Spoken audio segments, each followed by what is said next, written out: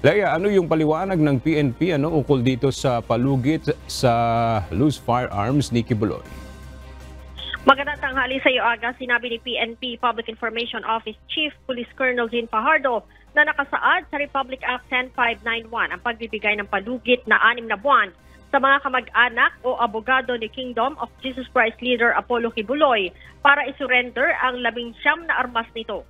Hindi daw ito desisyon ng Philippine National Police kundi sumusunod lamang sila sa itinatakda ng batas.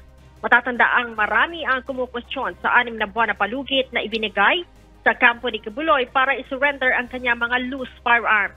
Itinanggi naman ni Colonel Fajardo na sinisingle out ang religious leader sa pagsuspende ng LTAP at firearms registration nito. Sa katunayan, aniya, hindi lamang si Kibuloy ang natanggalan ng LTAP.